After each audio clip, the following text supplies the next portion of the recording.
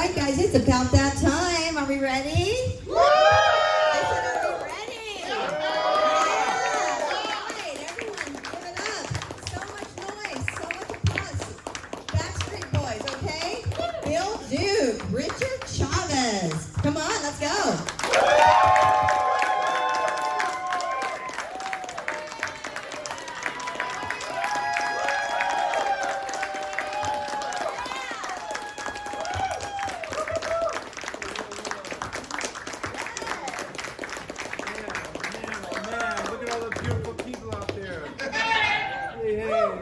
Gentlemen, welcome. Oh my gosh, how are you?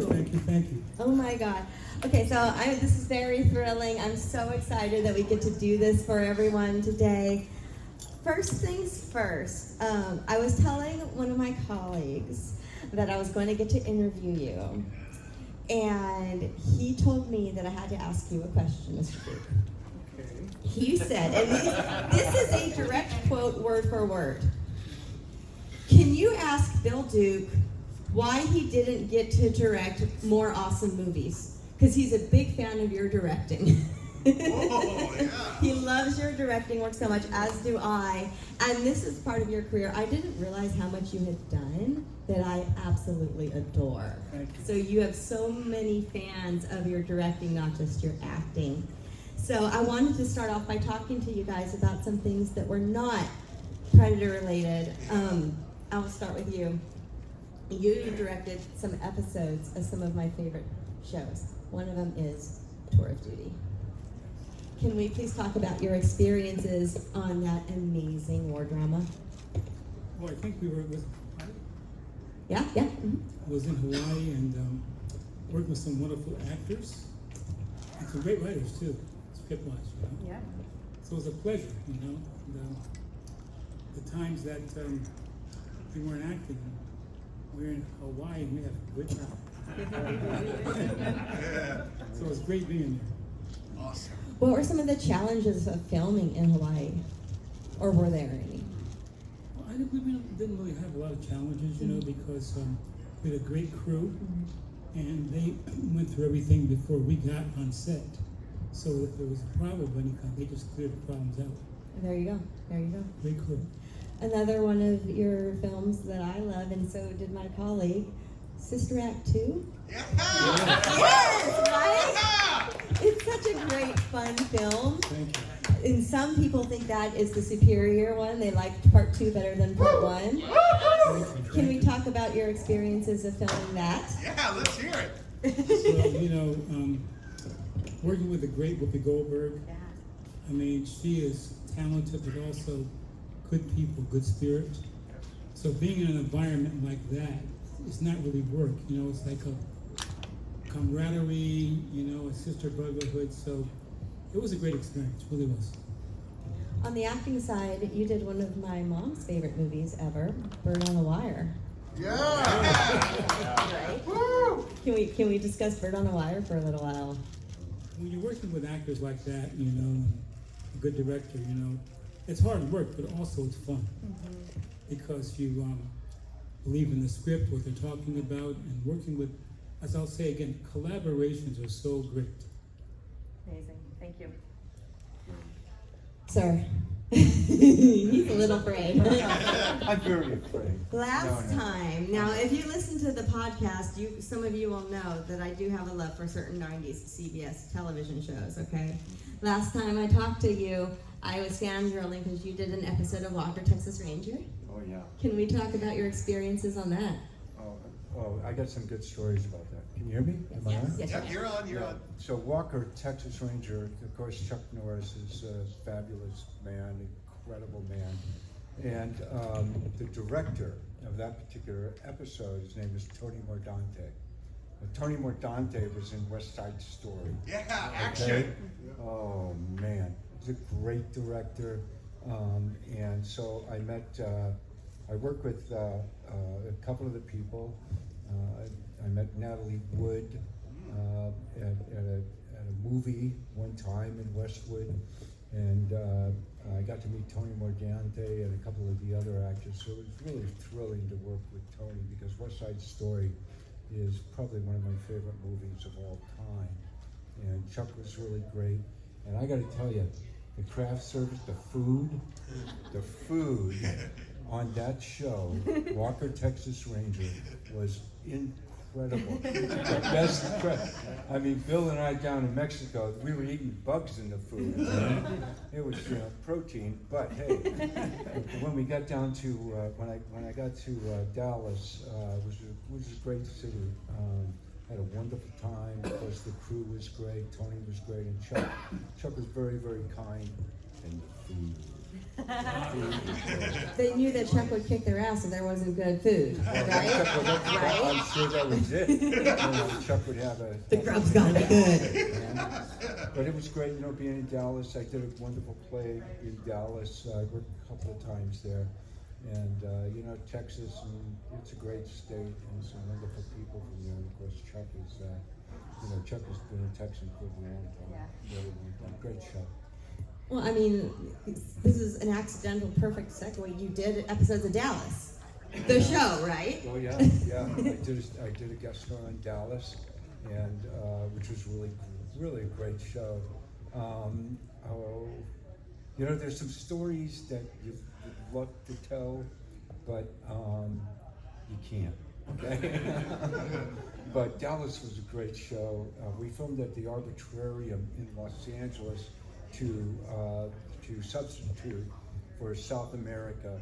I guess it was Jock Ewing had gotten lost down in South America, and so I was part of the rescue team that was helping to find him. And there was a couple of great guys that were in it. I got to meet all of the guys. I didn't get to meet any of the girls.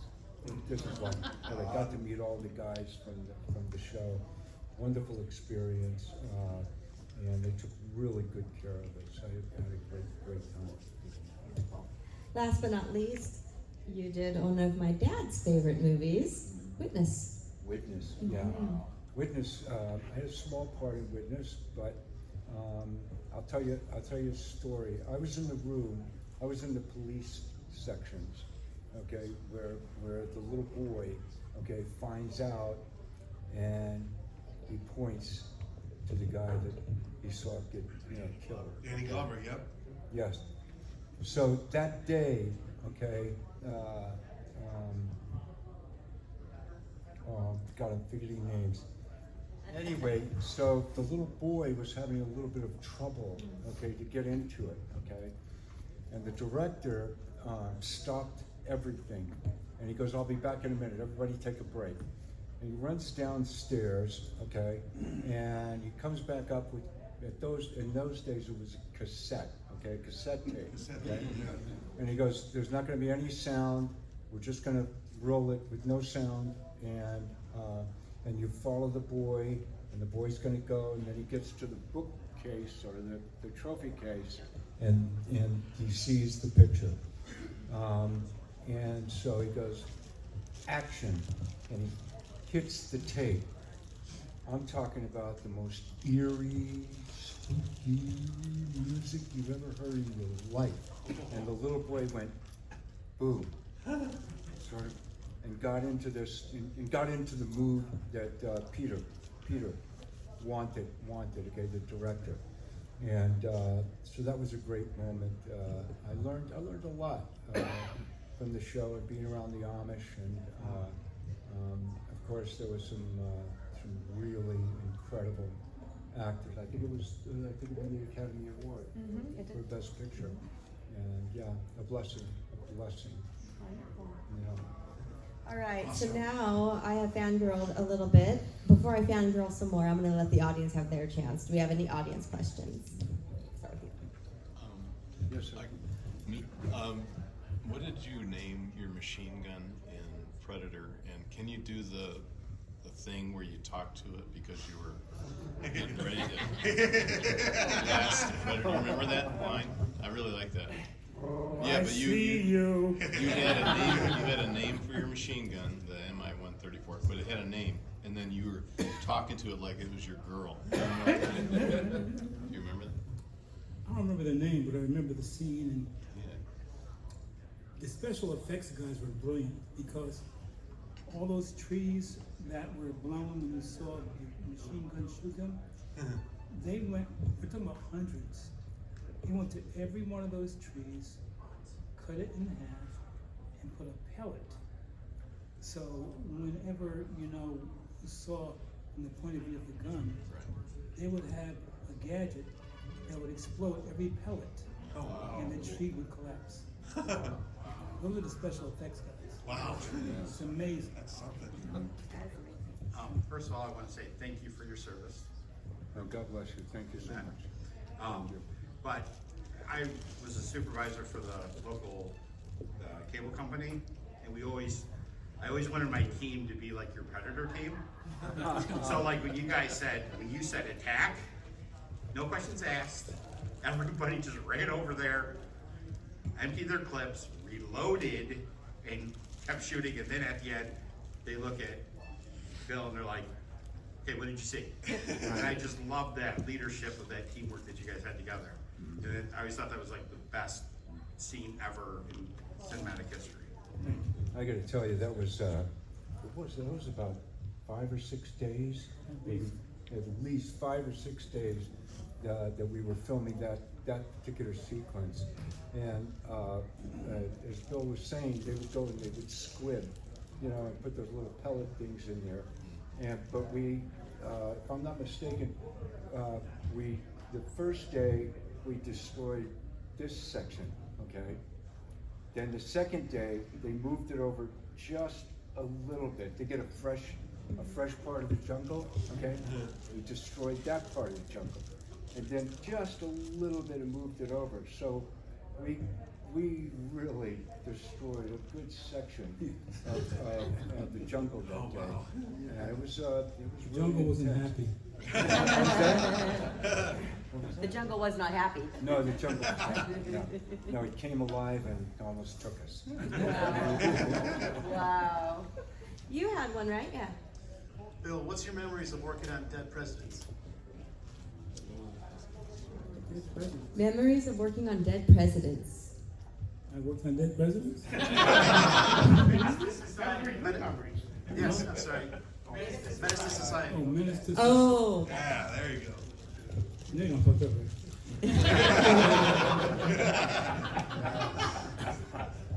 With the Hughes brothers, it was a those brothers as directors and writers, they write and direct. Really, really talented. Also, they know how to work with actors. Not every director knows how to work with actors, but they really collaborators. So that it was a good time. Thank you. yes. First of all, thank you again for your service.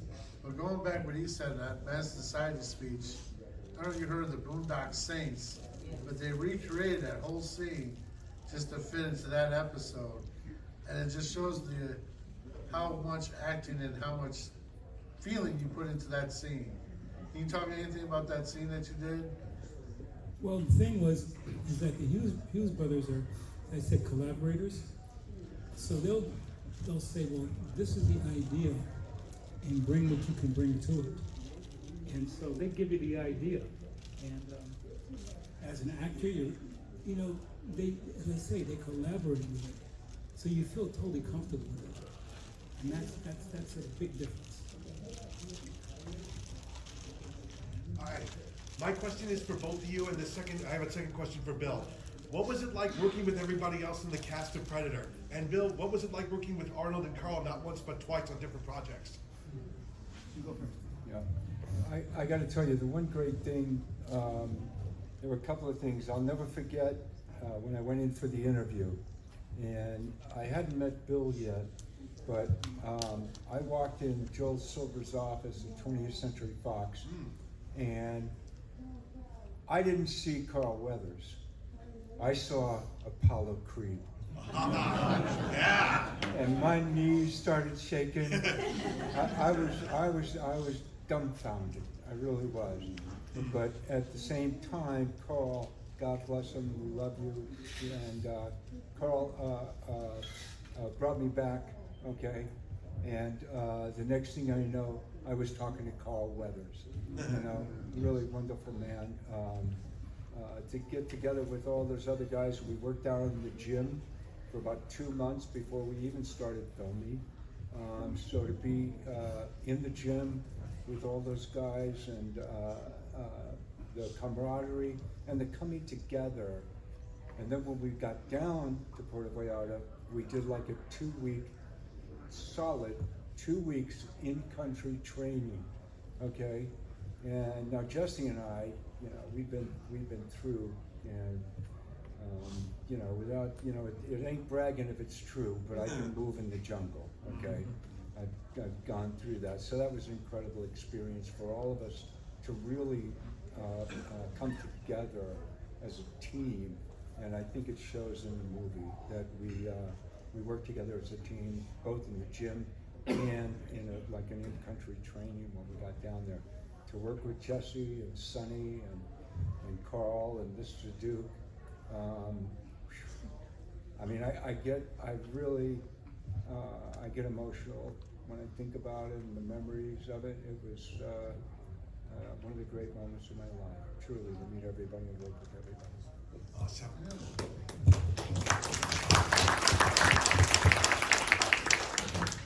Mr. Duke? What was the question again? What was your fondest memory with the cast on Predator, and what was it like working with Arnold and Carl on the other projects, Action Jackson and Commando? Predator, and I think I've said this before, it was a film of brotherhood. I mean, when I say in the jungle, he can tell you, we were in the jungles of Puerto Vallarta and Palenque, and crawling on our bellies. You know what a coral snake is? Yeah. If they bite you, they kill you. Oy. They would crawl in front of our faces. And I'm just telling you, and I think I've said this before, but I think I told you, I tell you about the food cart. Well, we had a caterer, and he surrounded the tent with, you know, netting. And they would give us the food, and the first couple of days, every time we got food, there were bugs in it. We would say, take that crap back, we're not eating that. And the caterer would say, I'm not putting bugs in the food, we're in the middle of the jungle.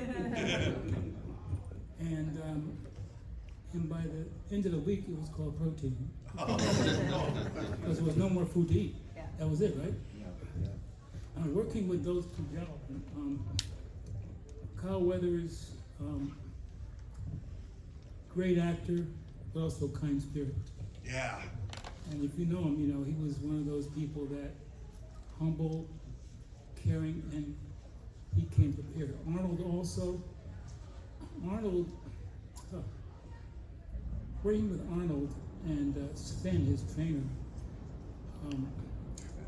Remember Sven? No, Sven only thought We used to get up, what time in the morning was it? it was either 5 or 6. I think it was 5 o'clock every morning except for Sunday. In the morning, and run how far? A long way. And then come back and work in the gym A lot of weights. before we shot. Yeah. Dang, yes. So it was a good training experience, and working with Arnold, and he can tell you, you know, Arnold comes prepared. Yeah. So when you work on a set with Arnold, you better bring your best. So it was a great experience. Yeah, it was really cool. I remember, I gotta tell one story. At that particular time, thank God I don't smoke cigarettes anymore, but I was smoking cigarettes for a little while, okay? And whenever Arnold would see me with a cigarette, okay, he would come up from behind me. A lot of times he'd grab it. Richard, give me the pack.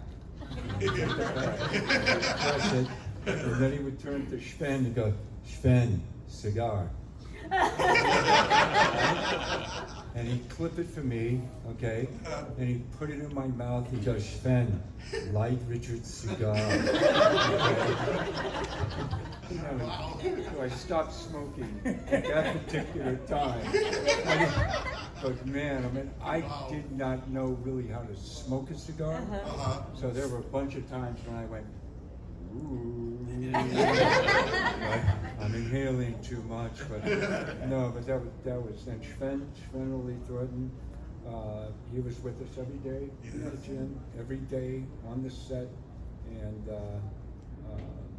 he was a good man. And I think, if I'm not mistaken, he was world's strongest man. You know, to back that up, you know, Oh, yeah. it's a true story. You thought Arnold was strong, right? Finn was his trainer. And one day he tells us, "You think Arnold's strong? Come here, Arnold. Put your arms up." And Arnold put his arms up like this. Sven went behind him, put his hands under Arnold's elbows, and lifted him in the air like this. Wow. Oh, wow. It's a true story, right? Oh yeah. That's a true story. That's he was amazing. incredible. He was Sven incredible. great. Great guy, really nice, funny. You know, he was funny. It was Sven that made out my exercise sheet, which I still have somewhere in a box. But I got to pull that out, James. I got to get that. But it's a very succinct. You know, usually it was always abdominals. Every day abdominals. The core. For sure, the core.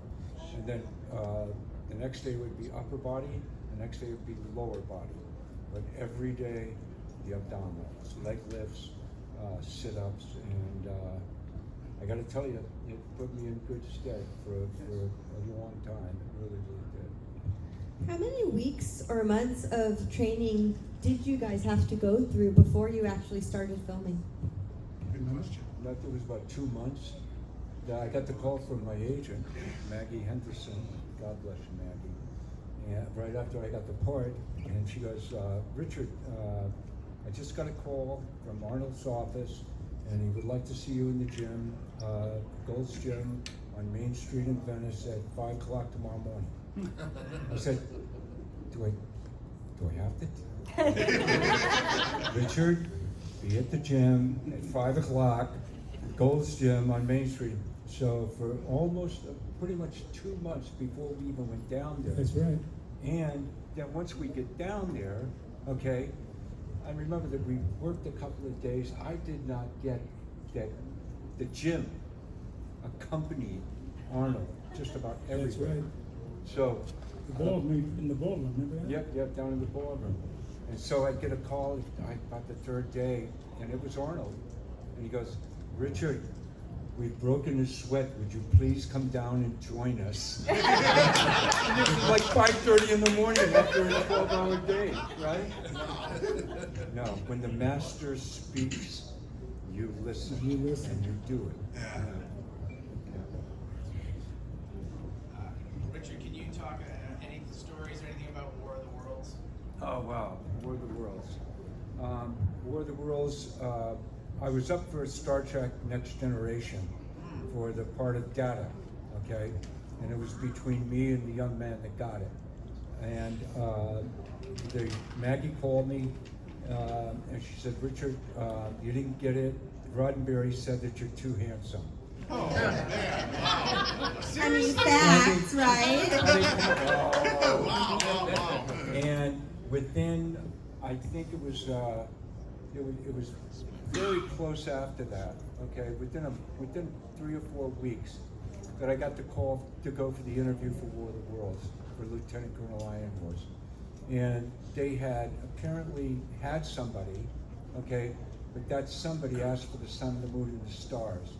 They brought me in, and I must have interviewed 5 times for Greg and Sam Strangers, the producers, okay? And finally, the deal, and we made the deal and blah, blah, blah, and which my agent was very upset with me, but I really wanted to do it, so I took it, and the next thing you know, I was in Toronto for almost about a year, almost 2 years.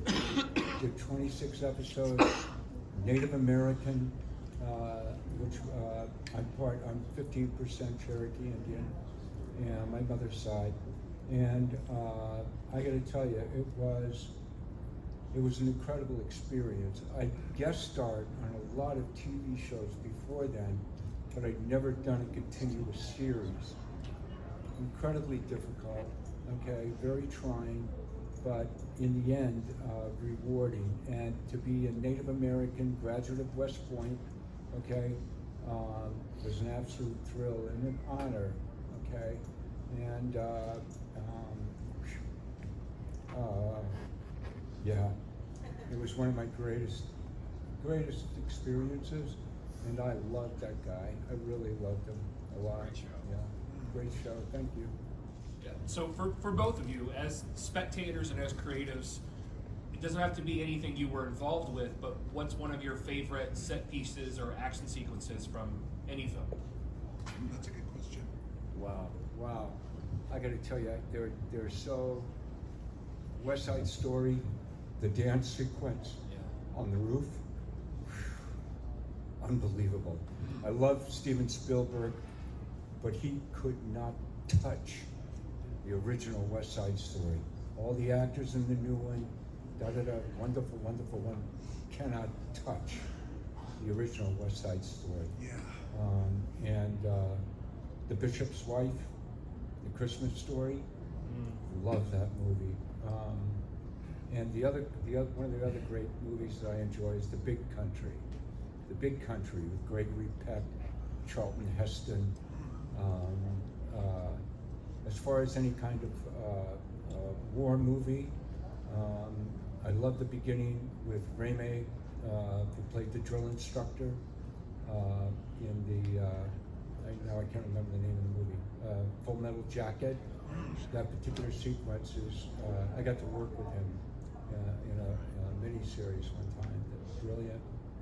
I mean, I could go on. There are a bunch of them. Very difficult to name just one. But God, there was this movie. It was called Predator.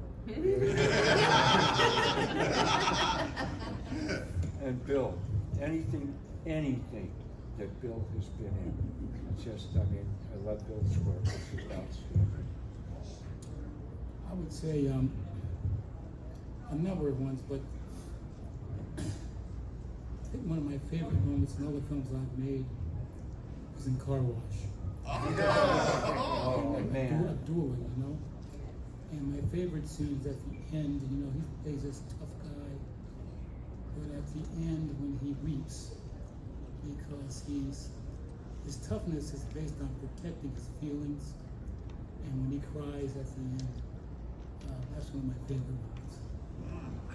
Outstanding. Very nice. Outstanding.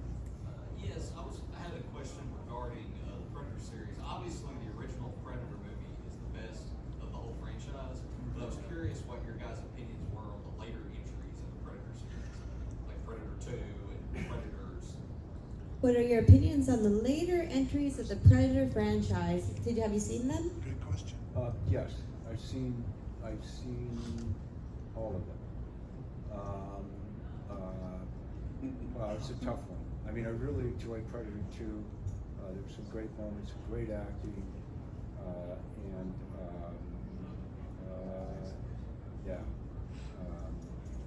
the Prey, I think, was incredibly inventive. Yeah. Okay. Prey was really Very inventive. They got a new one coming out called Badlands. Yeah. Oh, Badlands. Hello. Badlands, and that's coming out soon.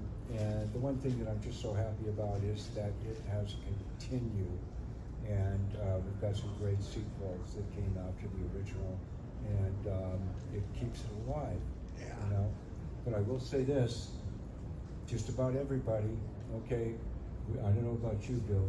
But just about everybody that comes up, he goes, "Oh man, the first one, goes," and you know, from the bottom to the top of my heart, it just fills me with pride, humility, and the knowledge that I am truly blessed to even have been a part of the franchise. Beautiful.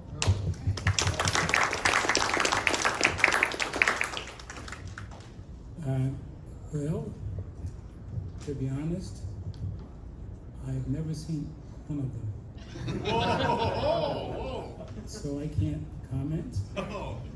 I'm just telling you the truth. All right. I saw a question back there somewhere. Yes. Bill, can you tell us about your work on Commando, please?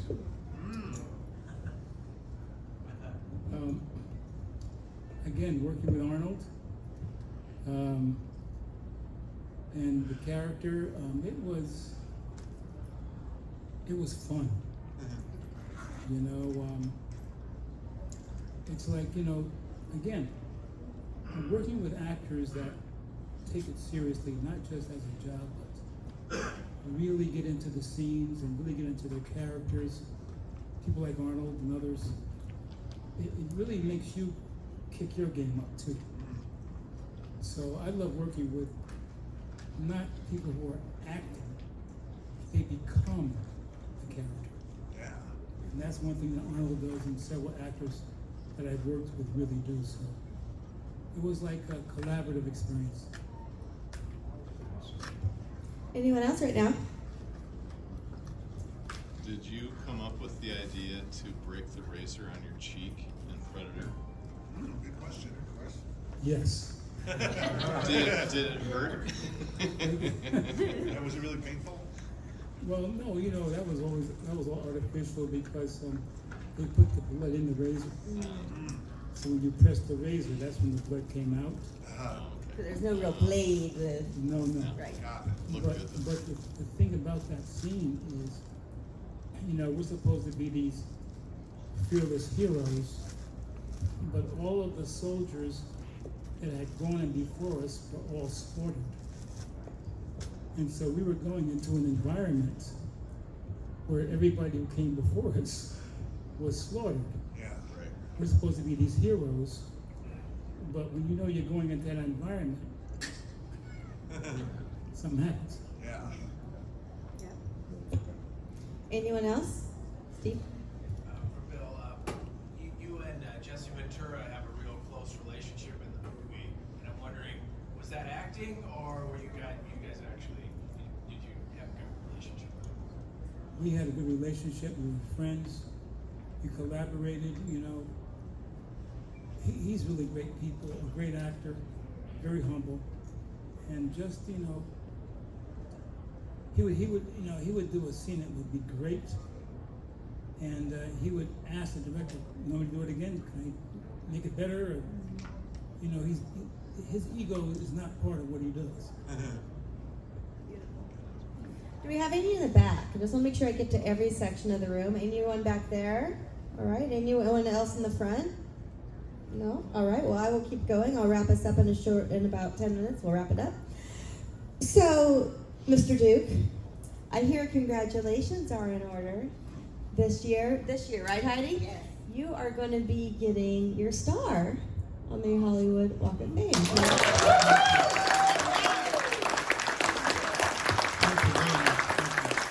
Obviously deserved and long overdue, so we must say congratulations. Thank you very much.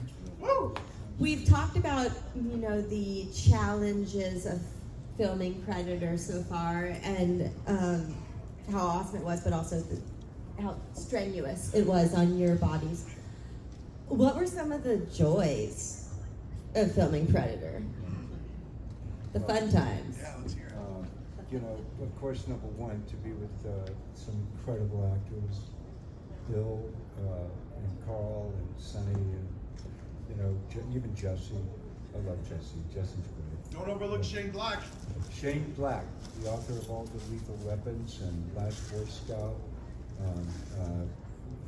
Probably just a really good and wonderful guy. Really good. Graduate from UCLA school.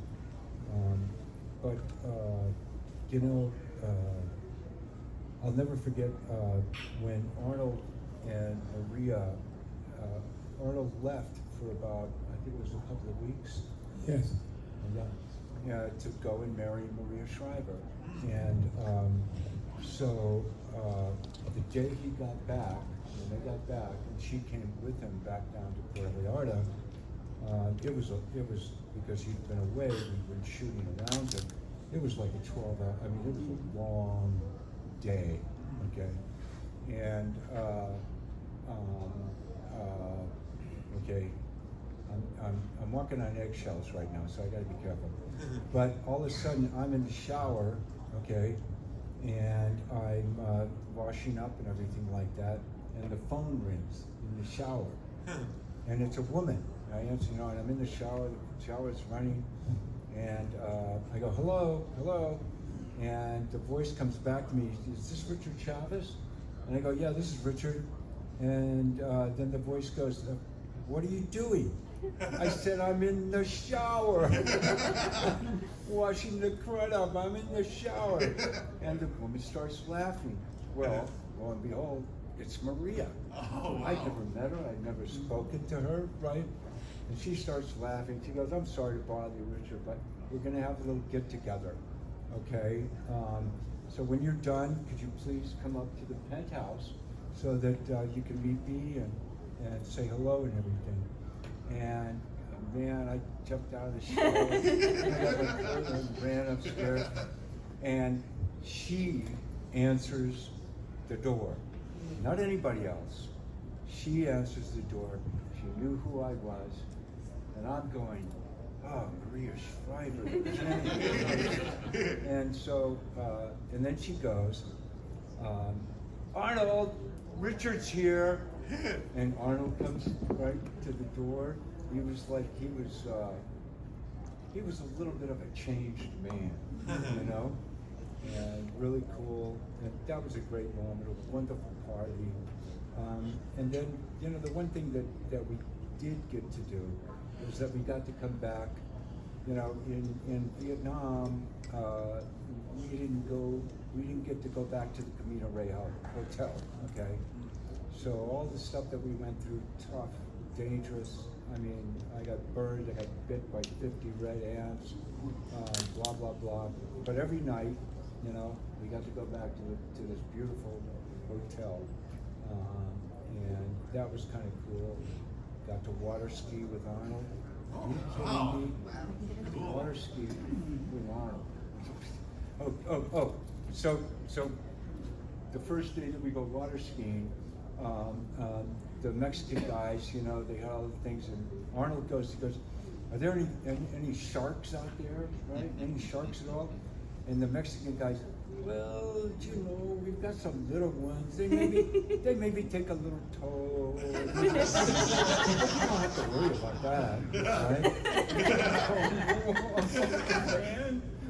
But that was, the one other thing, Joel Silver went to the wedding, and when he came back, he brought all this food from Carney's Deli, in Manhattan.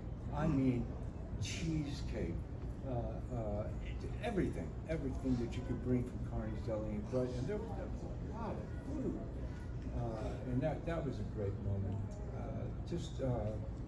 And a bunch of moments that I have in my memory, and I'll keep them in my memory.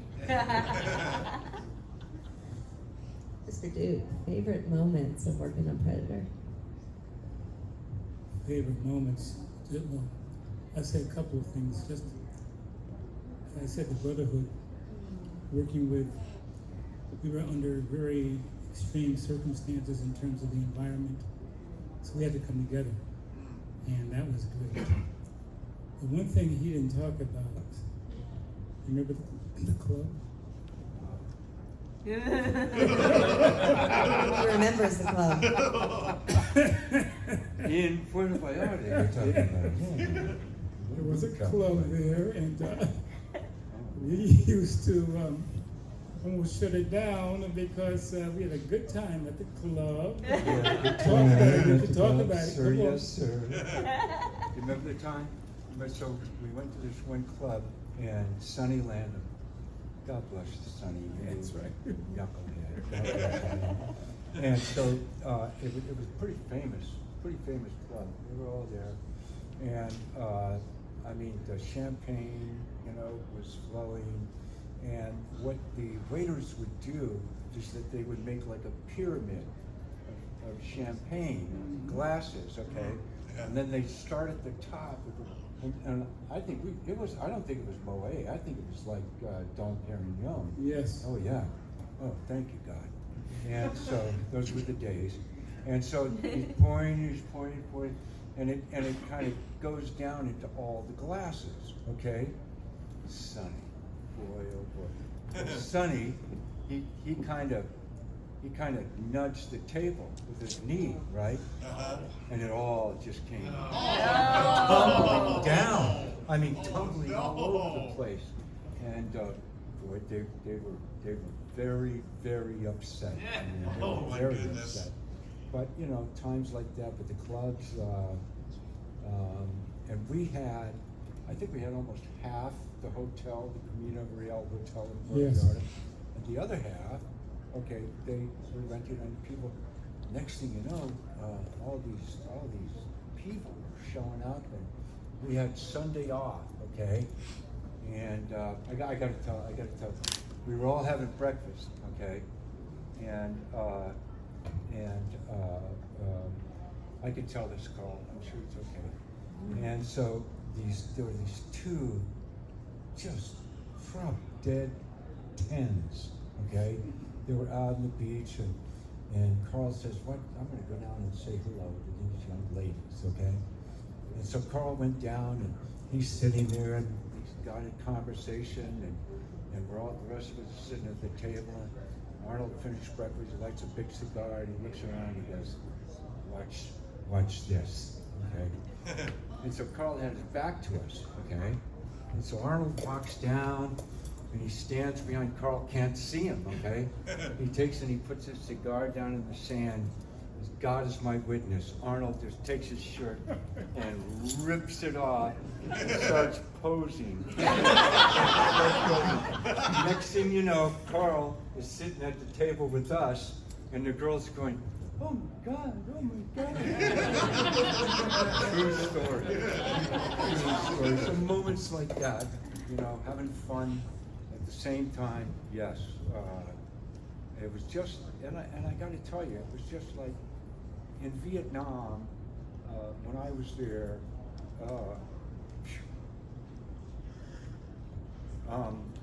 when you're in the rear, okay, it's like Hemingway, I think said, "You're never so alive than the night or the day before you go into battle," okay? And that's the way it was for me. We'd have a hell of a time, okay? But once we got on that chopper, we were a team. We were a brotherhood. And that was one of the things that I felt when we were doing Predator. And as Bill had said, we had to come together because of the environment, because of the danger, and the special effects and stunts and stuff like that. So, yes, when we were back at the hotel, we had some fun. But once we got on that truck to go to the set and put our gear on, we were soldiers, we were brothers, and we did our job. And thank God I was with a group of men that knew how to do their job. I think that is the perfect way to end this.